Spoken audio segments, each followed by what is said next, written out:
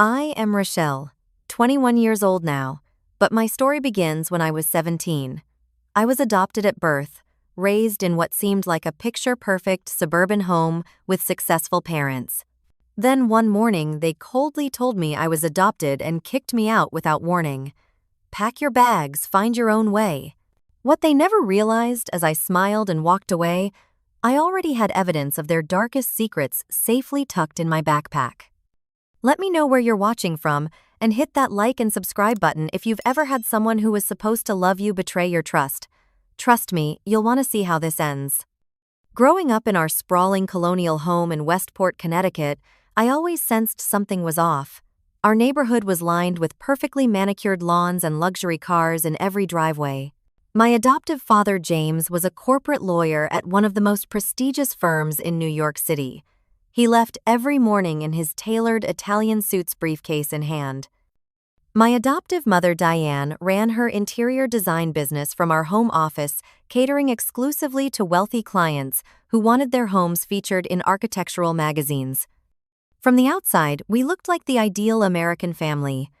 But inside those walls, I always felt like an intruder. I had dark brown curly hair and olive skin, while my parents were both fair with straight blonde hair. Strangers would often look at us with confusion when we were out together. Sometimes they would ask if I was a foreign exchange student, and my mother would laugh it off with a tight smile that never reached her eyes. The physical differences were obvious, but the emotional gap was even wider. My parents were calculated and methodical in everything they did, from their investment strategies to their social calendar. I was creative, emotional, and loved writing stories. My room was always a creative mess, while they insisted on pristine order throughout the rest of the house. "Rochelle, why can't you be more organized like your father and me?" my mother would ask with obvious disappointment. "This artistic temperament won't get you far in life." I threw myself into academics, thinking that if I couldn't be like them naturally, I could at least make them proud with my achievements. I would stay up until midnight, studying, push for perfect grades, join every academic club. When I brought home straight, as my father would briefly nod and say, "That's what we expect. Never good job or we're proud of you, only that's what we expect." Their love always felt conditional, tied to performance rather than simply existing. My Aunt Margaret once slipped up at a family Christmas gathering when I was 12. After I opened a gift from her, a beautiful leather journal, she hugged me and whispered, "You may not be blood, but you're still family to me." When she saw my confused expression, she quickly changed the subject, her face flushing red. I tried asking my mother about it later, but she dismissed it as Margaret having too much eggnog. That moment planted a seed of doubt that grew stronger with each passing year. I began noticing other odd comments and reactions when I asked about our family history. For a 7th grade project on genetic traits, I asked my parents about illnesses that ran in our family. "Nothing worth mentioning," my father said, suddenly becoming very interested in his newspaper. "But what about Grandpa's heart condition? Wouldn't that be hereditary?" I pressed. "Rochelle, enough with the questions. Just write that we're healthy, and move on," my mother snapped. When I was 13, I found an old photo album in our attic while searching for Halloween decorations. The first few pages showed baby pictures of me that looked strangely different from all our other family photos. They were taken in what looked like a hospital room I had never seen before. The people holding me weren't my parents. When I brought the album downstairs to ask about it, my mother snatched it away. "You shouldn't be rummaging through private things, Rochelle," she said sharply. "The attic is off limits."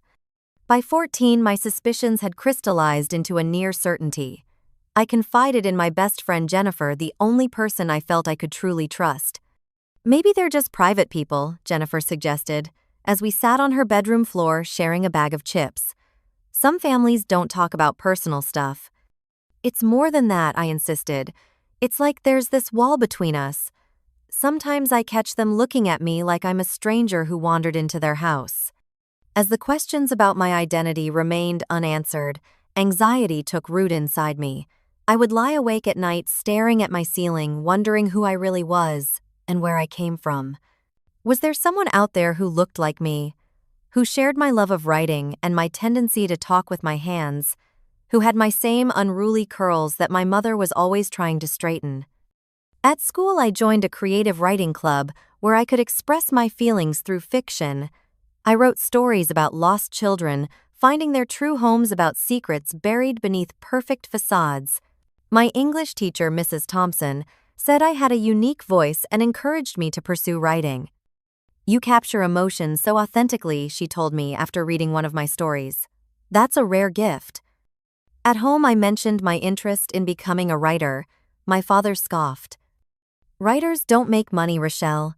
We've invested too much in your education for you to waste it on a hobby." That was how they always framed everything I wanted, as an investment, either worth their while or not. Every dance class, every summer program, every extracurricular was evaluated based on how it would look on a college application to an Ivy League school.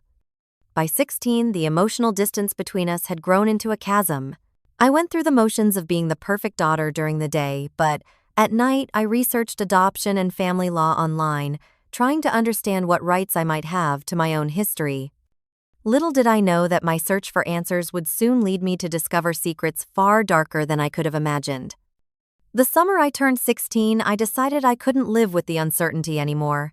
My parents had left for a weekend charity gala in Manhattan, giving me the perfect opportunity to search for answers. Their bedroom and my mother's design studio were always kept locked when they were away, but my father's home office was usually accessible. I knew he kept important documents in the large oak file cabinet behind his desk. The bottom drawer was always locked, which only heightened my suspicion that it contained something significant. After watching a few online tutorials, I taught myself how to pick a simple file cabinet lock using a paperclip and a small screwdriver from my father's toolkit. With trembling hands, I opened the drawer that had been forbidden territory my entire life. Inside were several hanging folders organized with my father's characteristic precision. One was labeled simply "R Adoption." My heart pounded as I pulled it out and spread the contents across his desk. There it was in black and white, a certificate of adoption from an agency called Golden Futures Private Adoptions. The paper stated that I had been adopted as a newborn just 3 days old. My birth mother was listed as Amanda Wilson, a 17-year-old girl from Albany. The reason for adoption was listed as mother unable to provide adequate care. There was no information about my birth father. I sat there, papers spread before me as tears rolled down my face. It wasn't the confirmation that I was adopted that hurt the most. It was the years of lies, the dismissals when I asked questions, the strange looks they gave me when they thought I wasn't paying attention. All this time, they had known I wasn't biologically theirs, yet they chose to hide it from me. I carefully photographed every document with my phone before returning them exactly as I had found them. As I was replacing the folder, I noticed another one labeled Cayman Holdings. Curiosity piqued, I pulled it out. Inside were records of bank transfers, some for hundreds of thousands of dollars to accounts in the Cayman Islands. The names on the accounts didn't match any clients my father had ever mentioned. Another folder contained correspondence between my father and someone named Victor Bartel about clean transfers and untraceable donations. One letter mentioned ensuring regulatory oversight remains minimal. Though I didn't understand all the legal terminology, I knew enough to recognize that these didn't seem like legitimate business dealings. I heard the garage door open downstairs, startling me out of my shocked state. My parents had returned early. I quickly replaced the folders, locked the drawer, and slipped out of the office, my mind reeling from everything I had discovered. That night, I lay in bed, unable to sleep, scrolling through the photos of the adoption documents on my phone. I was born Rochelle Wilson before becoming Rochelle Marshall. I had a birth mother out there somewhere who had been only 17 when she had me, just a year older than I was now. Had she wanted to keep me? Did she ever think about me? Did she have the same creative spirit that my adoptive parents found so frustrating? The next morning, I watched my parents over breakfast with new eyes. They weren't just people who had hidden my adoption from me, they were potentially involved in something illegal. As my father read the financial news, and my mother planned her day, I wondered what other secrets they were keeping. Over the following weeks, I began noticing more suspicious behavior. My father would take phone calls in his car or the backyard, rather than in the house. My mother would quickly switch computer screens when I walked into her office.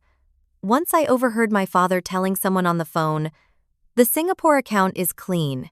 Use that one for the Anderson transfer." I started keeping a journal of everything I observed along with the dates and times. I recorded snippets of conversations I overheard and made copies of any documents I could access without raising suspicion. I wasn't sure what I was going to do with this information, but something told me it might be important to have. The emotional toll of carrying these secrets was immense. I withdrew from family dinners and activities claiming homework or extracurricular commitments. My grades began to slip for the first time in my life, but I couldn't bring myself to care about maintaining the perfect facade anymore. Rochelle, your calculus teacher, called my mother, confronted me one evening. She says you've been distracted in class and your last test score was concerning. I've been dealing with some personal issues, I replied, watching her carefully. What personal issues could you possibly have? We give you everything, she said dismissively. This phase of rebellion needs to end now. We have expectations. There it was again. Expectations. Not concern for my well-being or questions about what might be bothering me. Just disappointment that I wasn't performing to standard. I confided everything in Jennifer, the only person I trusted completely. We sat in her treehouse, the same place we'd shared secrets since elementary school. "Oh my God, Rach," she whispered after I showed her the photos of my adoption papers. "What are you going to do?" "I don't know yet," I admitted. Part of me wants to confront them, but another part is scared of what would happen, and then there's all this other stuff I found. I told her about the suspicious financial documents. "That sounds like money laundering or something," Jennifer said, her eyes wide. "My uncle works as a financial investigator. He talks about offshore accounts being used to hide money all the time." "I know. But they're still my parents," I said, surprising myself with the rush of conflicted emotions. Despite everything, some part of me still craved their approval, their love. "Biology doesn't make a family, Rach. Love does," Jennifer said, squeezing my hand. "And from what you've told me, they haven't given you much of that." As the weeks passed, the atmosphere at home grew increasingly tense. My parents seemed to sense my emotional withdrawal, but attributed it to teenage rebellion rather than discovery of their secrets. They became more critical, more controlling, as if tightening their grip could somehow restore the compliant daughter they thought they had. Little did they know that with each cold interaction, each dismissal of my feelings, they were pushing me further away and strengthening my resolve to uncover the full truth about who they really were and what they had done. Living with my secret knowledge became increasingly difficult in the months that followed. Every dinner conversation felt like navigating a minefield. Every time my father mentioned his work, I wondered which clients were legitimate and which were part of whatever scheme he was running. Every time my mother talked about her design business, I questioned whether it was partly a front for moving money. My parents noticed the change in me but misinterpreted it entirely. Rather than showing concern for my well-being, they saw my withdrawal as defiance. "Your attitude needs adjustment, Rochelle," my father said one evening, after I declined to attend a dinner party with his colleagues. "These connections are important for your future." "Maybe I want to build my own connections," I replied, immediately regretting my boldness when I saw his expression harden. "We've worked very hard to provide you with opportunities," my mother chimed in. "The least you could do is show some gratitude." Gratitude. As if taking me in was a charitable act, they expected eternal thanks for not a parental responsibility they had willingly chosen. The real breaking point came during a discussion about college applications. My father had always expected me to follow in his footsteps, attending his alma mater, Yale, and then law school. He had been priming me for this path since elementary school. "I've arranged for you to meet with Dean Whitmore next month," he announced one dinner. "He's an old friend from law school. He can give you insights on what Yale's admissions team is looking for this year." I took a deep breath. I'm not sure I want to apply to Yale. The silence that followed was deafening. My father slowly put down his fork, his expression darkening. "Excuse me. I've been researching journalism programs," I continued, my voice stronger than I felt inside. Northwestern has an amazing program. So does Syracuse. Journalism, my mother repeated, as if I'd suggested becoming a circus performer. That's not a serious career path, Rochelle. It is for me. I love writing. I'm good at it. My father's laugh was cold. You think you can support yourself writing little stories? This isn't one of your creative writing assignments. It's what I'm passionate about, I insisted. Passion doesn't pay bills, he snapped. We didn't invest 17 years in raising you to watch you throw away your potential on some pipe dream. There it was again, investment. As if I were a stock they had purchased now, at risk of not yielding the expected returns. Maybe if you had a real daughter, she would have followed your perfect plan, I said, the words escaping before I could stop them. The room went silent. My mother's face paled, and my father's eyes narrowed dangerously. What did you just say?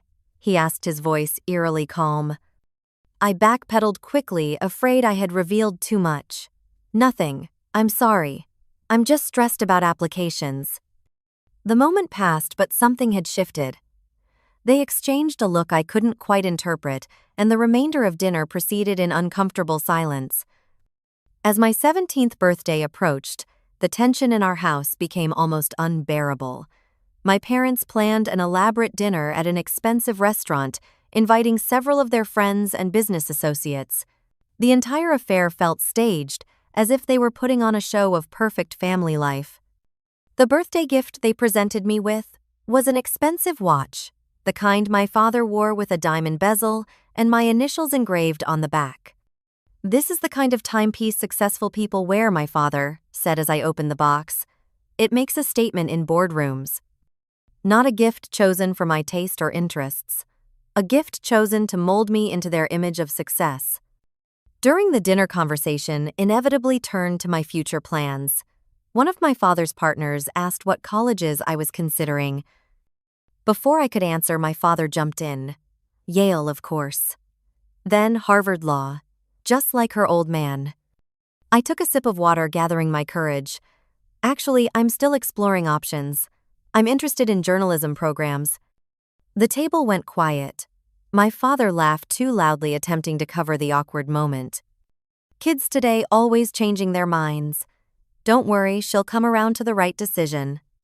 Later that night, as we drove home in silence, my father finally spoke. You embarrassed us tonight, Rochelle. By having my own thoughts about my future, I asked.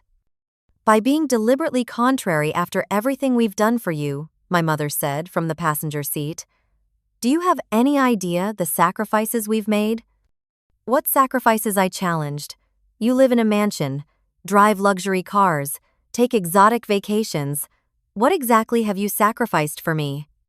You have no idea what we went through to get you, my father said, his knuckles white on the steering wheel. The phrase struck me as odd. Not to have you or to adopt you, but to get you, as if I were an acquisition. Maybe if you told me the truth about where I came from, I would understand better, I said quietly. The car swerved slightly as my father tensed. That's enough, Rochelle. This discussion is over. But it wasn't over. Something had broken between us that couldn't be repaired with silence or expensive gifts. The next morning, I would discover just how conditional their version of parental love truly was. The morning after my birthday, I came downstairs to find my parents sitting at our kitchen table, not eating breakfast or reading the newspaper as usual, but sitting stiffly waiting. The formal way they were dressed at 7:30 on a Saturday morning sent a chill through me. My father wore a button-down shirt and slacks, my mother one of her designer dresses. Their expressions were cold, businesslike. Rochelle, sit down, my father instructed, gesturing to the chair across from them. We need to talk. I took the seat cautiously, suddenly aware that I was still in my pajamas while they looked ready for a business meeting. My mother's hands were folded precisely on the table, her diamond rings catching the morning light. Your mother and I have been discussing your recent attitude and behavior, my father began in the same tone he used when addressing junior associates at his firm. We've decided it's time for a change. My mother nodded in agreement, her face a mask of composure. We've provided you with every advantage, Rochelle. The best schools, extracurricular activities, vacations, clothing. Yet you continue to be ungrateful and difficult. Is this about college? I asked, confused about where this conversation was heading. I'm just trying to figure out what's right for me. This is about much more than college, my father replied. This is about 17 years of investment with diminishing returns. There was that word again, investment, as if I were a business venture that had failed to perform as expected. My mother tilted her head slightly, studying me with cool detachment. Well, you're adopted, you know. Pack your stuff. Guess it's about time you find your own way. The words hung in the air between us. Though I had known the truth for months, hearing it stated so coldly, used as a weapon to justify abandonment, sent a wave of shock through my body. My father didn't even flinch at the revelation, confirming they had planned this conversation carefully. We've fulfilled our legal obligations, he continued. You're nearly an adult now. We feel you should start taking responsibility for yourself, especially given your determination to chart your own course. I sat perfectly still, my mind racing. They were kicking me out. The people who had raised me since infancy were discarding me because I wouldn't conform to their expectations. Because I dared to question their authority. Because ultimately I wasn't really theirs. We're prepared to provide a modest stipend for 6 months, my father added, sliding a folded check across the table. After that, you'll be entirely on your own. What struck me most in that moment wasn't fear or sadness, but clarity. These people had never truly loved me. I had been an accessory to their perfect life, and now that I no longer fit the role they had assigned me, I was expendable. I could have broken down. I could have begged. I could have promised to be the daughter they wanted. Instead, I simply nodded, stood up and said, I understand. I'll pack my things. My calmness seemed to unsettle them slightly. Perhaps they had expected tears or pleas. My mother's perfect eyebrows drew together in momentary confusion. You have until noon, my father said, checking his watch. We have a charity function this afternoon. Of course they did. Their social calendar wouldn't pause even for the expulsion of their only child. I walked upstairs to my bedroom, heart pounding but mind strangely clear. Opening my closet, I pulled out my largest backpack and began filling it with essentials. Clothes, toiletries, my laptop, the journal where I had documented their suspicious activities, the external hard drive containing photos of all the evidence I had gathered. As I packed, I called Jennifer. They're kicking me out, I said simply when she answered. What? Why, she gasped. They told me I'm adopted and that they've fulfilled their obligation to me. My voice sounded strange, even to my own ears, too steady for the words I was speaking. That's horrible, come here. My parents will let you stay with us, I know they will. Jennifer's family had always been warm and genuine, the kind of family I had wished for. Her mother taught elementary school. Her father ran a local hardware store. They argued sometimes, and their house was chaotically alive in a way mine never was, but there was real love there. Thank you, I said, fighting back tears for the first time since receiving the news. Kindness was somehow harder to bear than cruelty in that moment. By 11:30, I had packed everything I could carry. I took one last look around my room at the posters and books and mementos from a childhood that suddenly felt like an elaborate deception. My parents were in the living room when I came downstairs, my father checking emails on his phone, my mother flipping through a design magazine. They looked up briefly as I entered.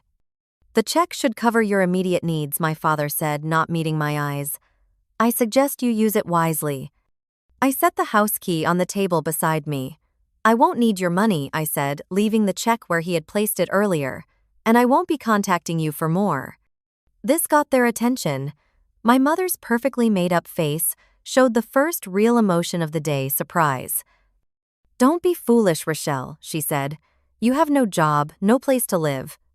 I have friends, I replied. Real ones. I shouldered my backpack and picked up the duffel bag containing the rest of my belongings. As I walked to the front door, neither of them moved to help me or to say goodbye. They remained seated, two strangers in expensive clothes who had shared their house, but never their hearts with me. On the front step, I paused and took a deep breath of spring air. It smelled like freedom. Behind me was a house filled with secrets and conditional acceptance. Ahead was uncertainty, but also possibility. As I walked down the driveway, I felt the weight of the external hard drive in my backpack, containing evidence of activities that could potentially destroy the perfect life my adoptive parents had built. I didn't look back as I reached the street and started walking toward Jennifer's house, but I allowed myself a small smile. They thought they were discarding a liability, but they had no idea what I knew or what I was capable of. They had raised me to be strategic and resourceful after all. Perhaps that would be their most lasting legacy in my life. Jennifer's parents welcomed me with open arms and genuine concern. Unlike my adoptive parents, they asked questions about how I was feeling, offered comfort, and assured me I could stay as long as I needed. Their modest 4-bedroom home felt more welcoming than the cold mansion I had left behind. "No child should be treated that way," Jennifer's mother said, her eyes filled with anger on my behalf. "Adopted or not, you were their daughter." That first night in their guest room, I couldn't sleep. I sat cross-legged on the bed with my laptop going through the documents I had collected over the past year. Bank statements showing transfers to offshore accounts, correspondence about special arrangements for clients, and the adoption papers that had started my investigation. Something about the adoption agency's name, Golden Futures Private Adoptions, nagged at me.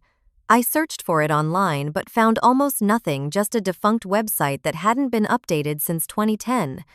This seemed strange for what had apparently been a high-end adoption service catering to wealthy clients. Over the next few weeks, as I finished my junior year of high school, I continued my research during every free moment. Jennifer's father noticed my interest and asked what I was working on. "Just trying to understand more about where I came from," I explained vaguely. He nodded thoughtfully. "Jennifer mentioned you were looking into some financial stuff too. My brother Mike works as a financial investigator for the state. If you have questions, he might be able to help." This casual offer opened a door I hadn't expected. The following weekend, Jennifer's Uncle Mike came for dinner. After the meal, he agreed to look at some of the documents I had collected, with the understanding that this was unofficial guidance. His expression grew increasingly grave as he reviewed the material. "Rochelle, where did you get these?" he asked finally. "From my father's office," I admitted. "I've been collecting evidence for almost a year." He rubbed his chin thoughtfully. "What you have here looks like textbook money laundering. These transactions, the way they're structured, to avoid reporting requirements, the use of shell companies and offshore accounts. It's sophisticated, but recognizable to someone who knows what to look for." "Is it enough to prove anything?" I asked. "Not on its own, but it's certainly enough to trigger an investigation," he replied. "There's something else that concerns me, though. These payments connected to your adoption agency. They're unusually large and poorly documented." He pointed to several transfers made around the time of my adoption. $300,000 to a shell company that appears connected to Golden Futures. That's far beyond standard adoption fees, even for private agencies. "What does that mean?" I asked, though I was beginning to suspect the answer.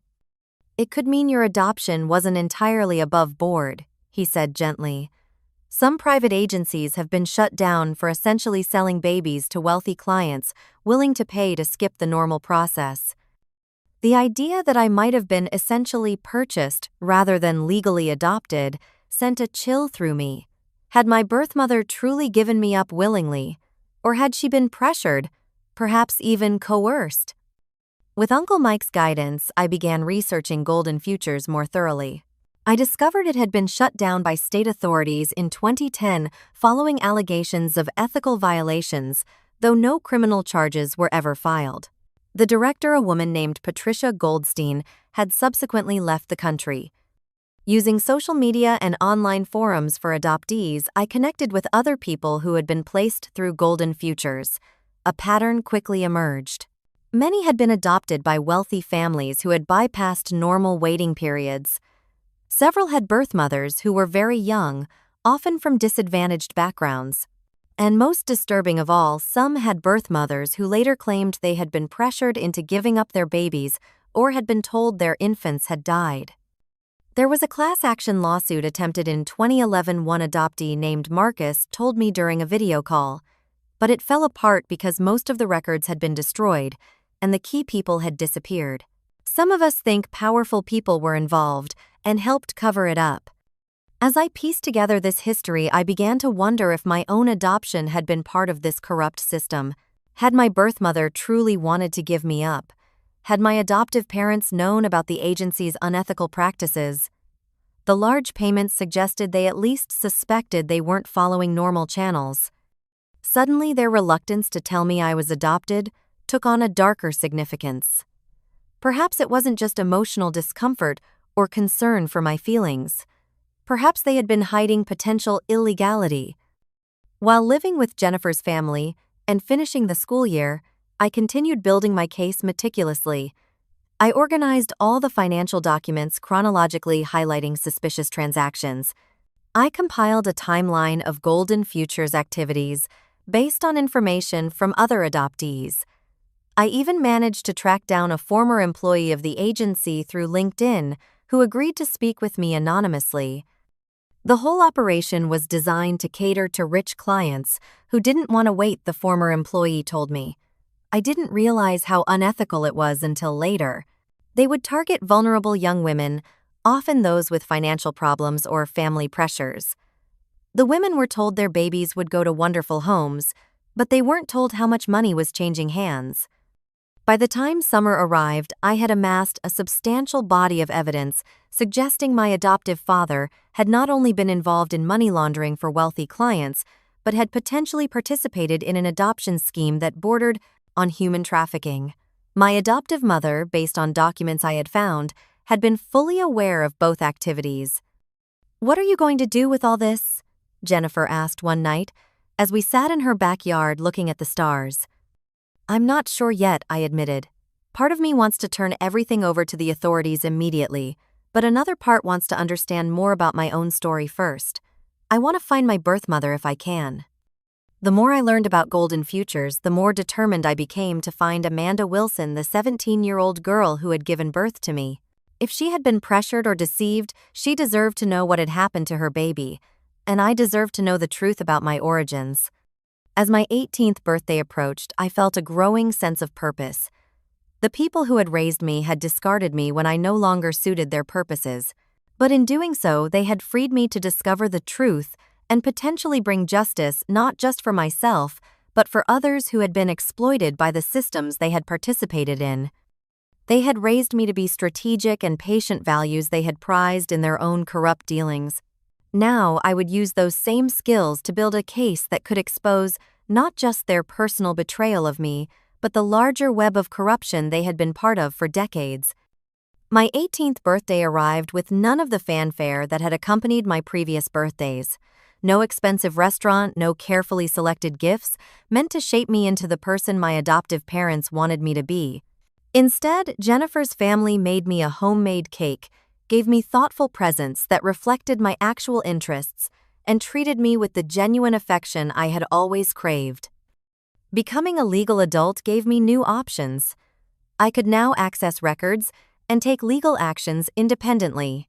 The first thing I did was consult with a lawyer recommended by Jennifer's uncle Mike, a woman named Sarah Patel who specialized in both adoption law and financial crimes. "You've done impressive research," she told me after reviewing my evidence. "But we need to be strategic about how we proceed. Powerful people with resources can make problems disappear if they get advance warning." We developed a careful plan. Rather than directly accusing my adoptive parents or filing a lawsuit against them immediately, I would focus on building a comprehensive case about the broader corruption surrounding Golden Futures and its wealthy clients.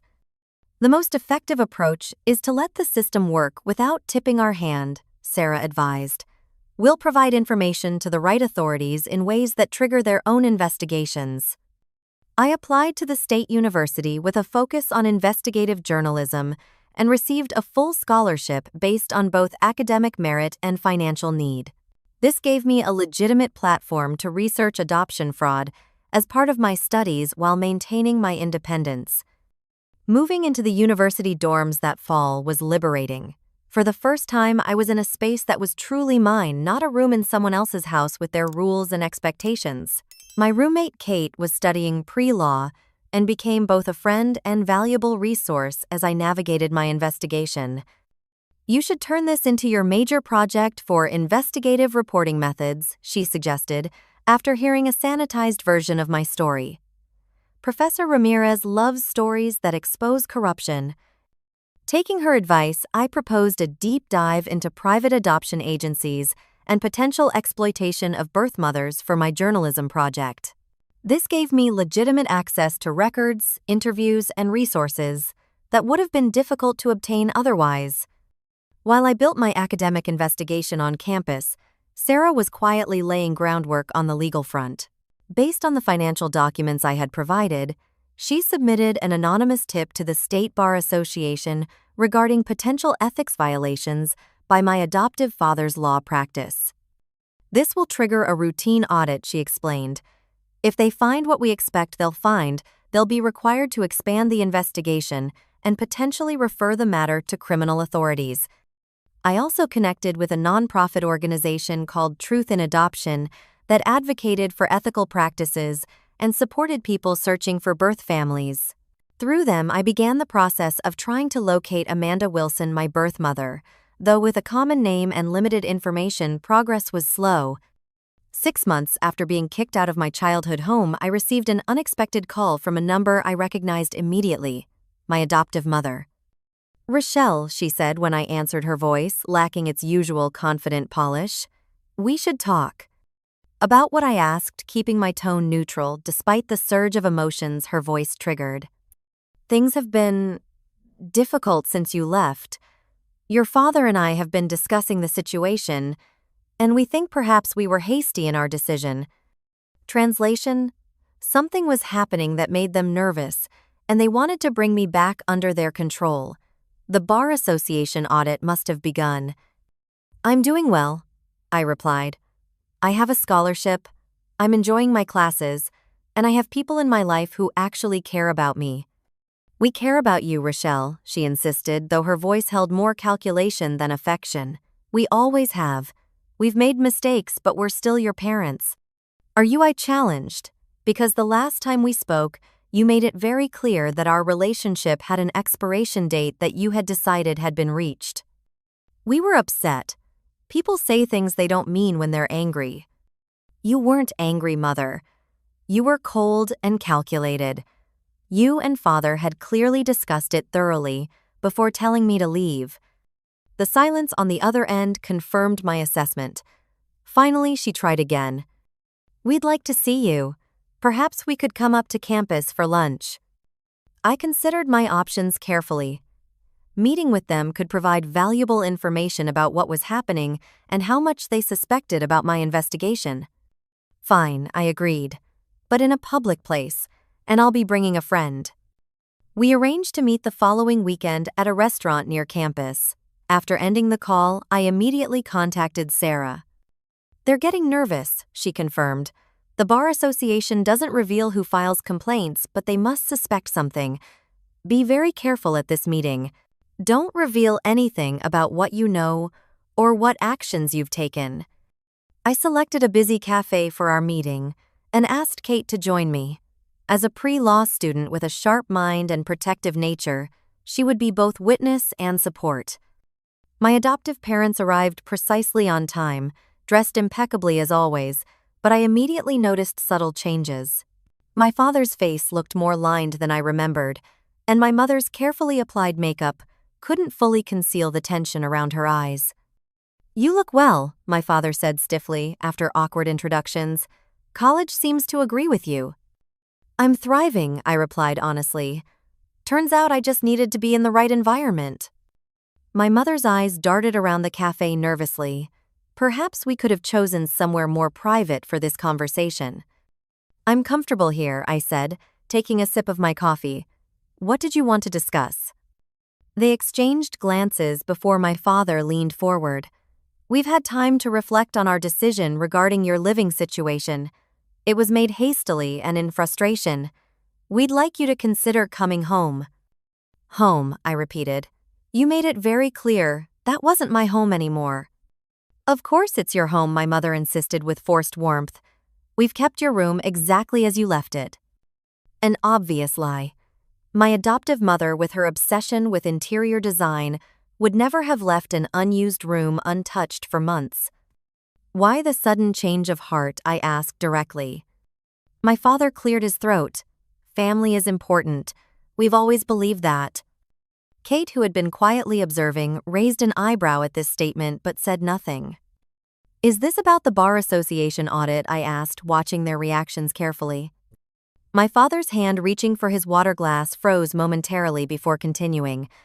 My mother's carefully composed expression slipped for just a second. I don't know what you're talking about, he said, his lawyer voice taking over. The firm undergoes routine compliance checks regularly. Of course, I said, letting the moment pass.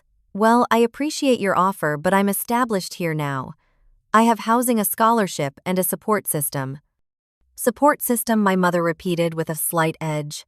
You mean that family you stayed with? They can't possibly provide what we can. They provided what mattered. Acceptance, genuine care, stability.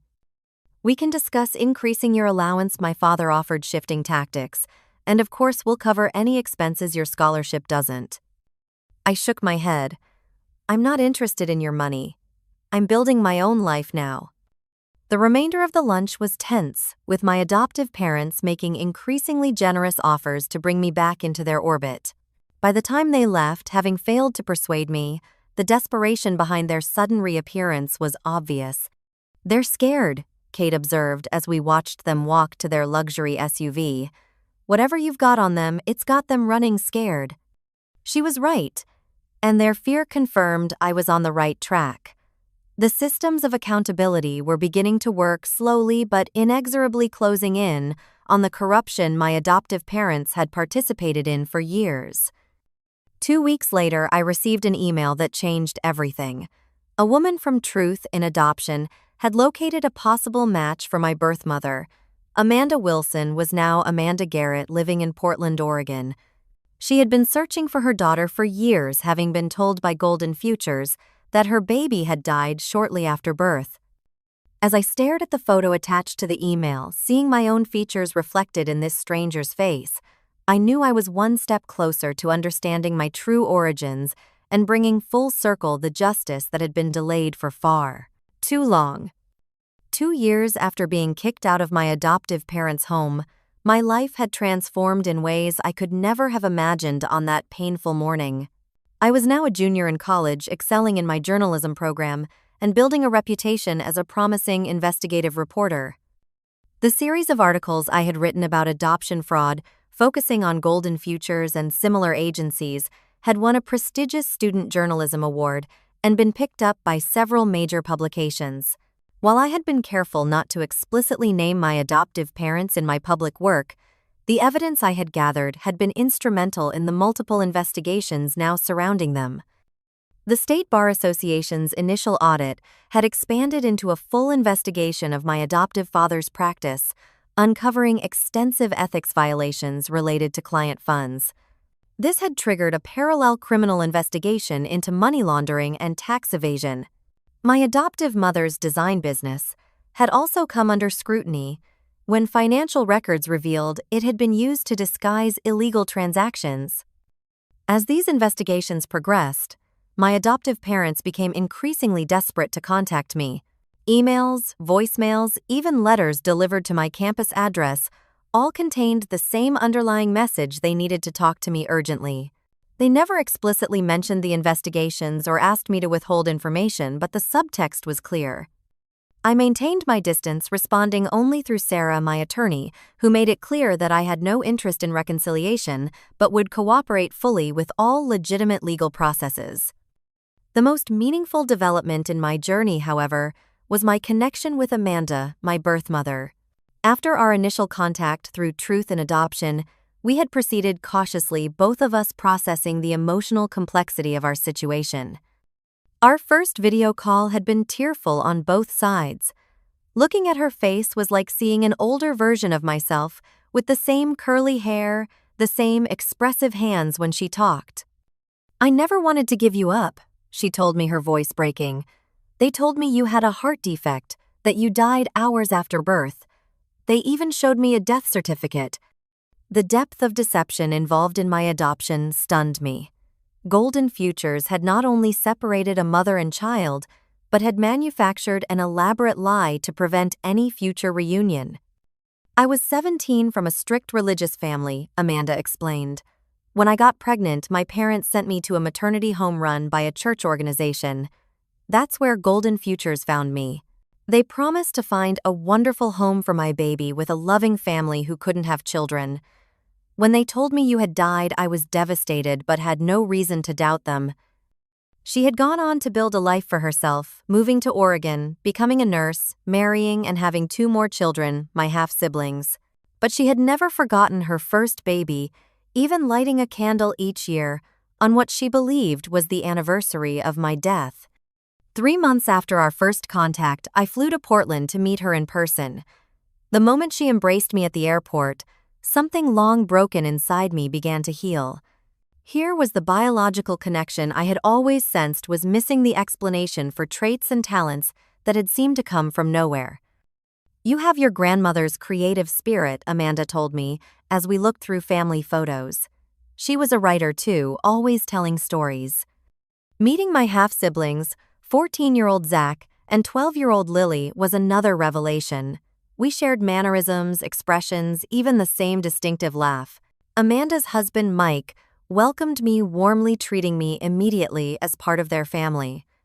While I was building this new relationship with my birth family, the legal consequences were catching up with my adoptive parents. Criminal charges had been filed against my father for money laundering, tax evasion, and wire fraud. My adoptive mother faced lesser but still serious charges related to financial crimes. Their carefully constructed world of wealth and prestige was crumbling.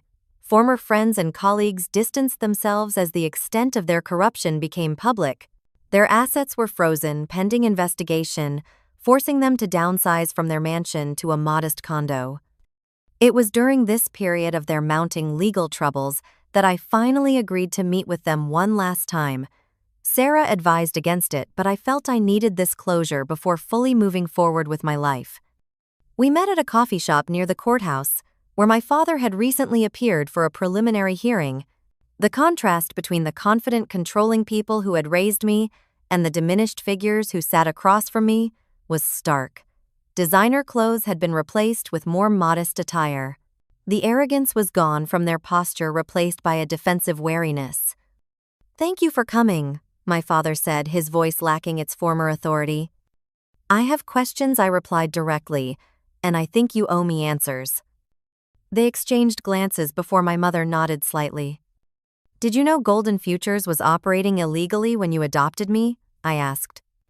My father sighed heavily. We suspected the process was being expedited in ways that might not be entirely above board. We had been on waiting lists with legitimate agencies for years. When Patricia Goldstein promised she could place a newborn with us within months for the right donation, we chose not to ask too many questions. "Did you know my birth mother was told I had died?" The shock on their faces suggested this particular detail had been kept from them. "No," my mother whispered. "We were told your birth mother was a teenager who had willingly given you up because she couldn't provide for you." "Her name is Amanda," I said. "She's a nurse. She has 2 other children, and she spent 17 years grieving for the baby she thought had died." My father looked down at his hands. "We didn't know that part. I swear we didn't." "But you knew enough to hide the fact that I was adopted," I pressed. "You deliberately kept my origins from me my entire life." "We thought it was better that way," my mother said weakly.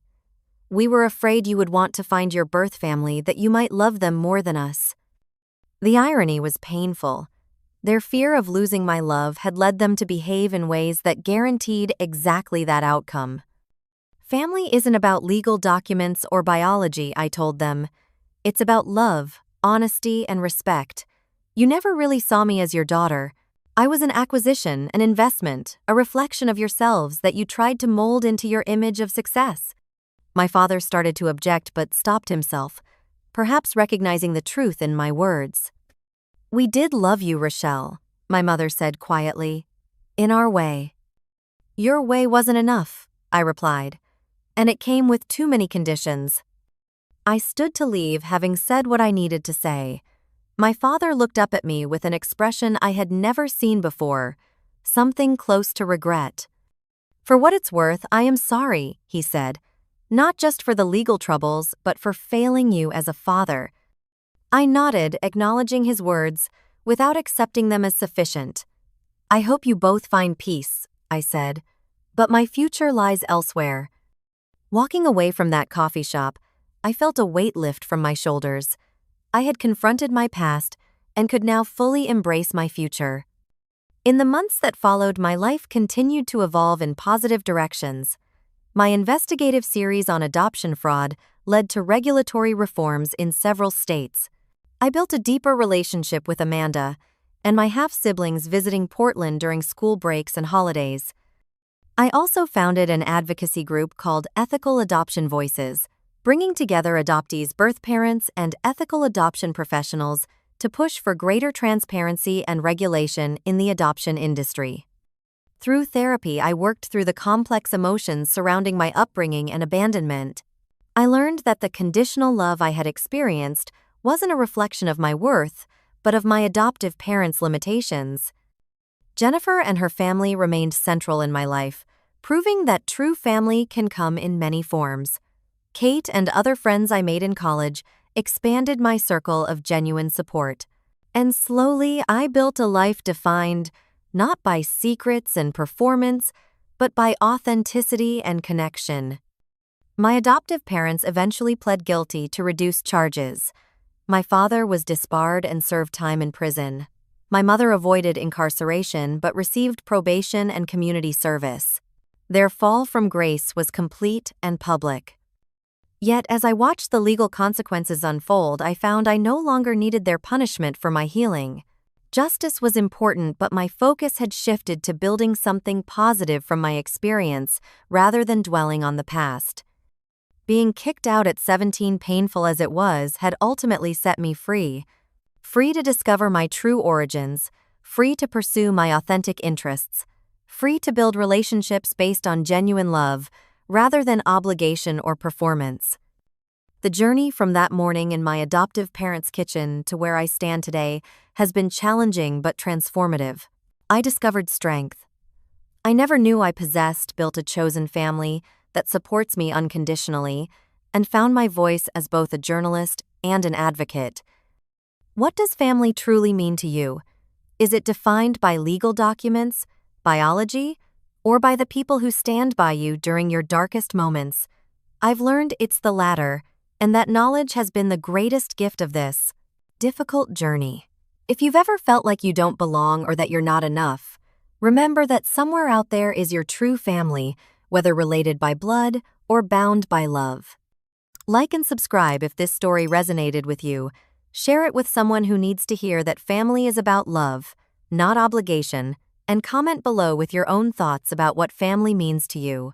Thank you for listening to my story, and remember that sometimes the most painful endings lead to the most beautiful beginnings.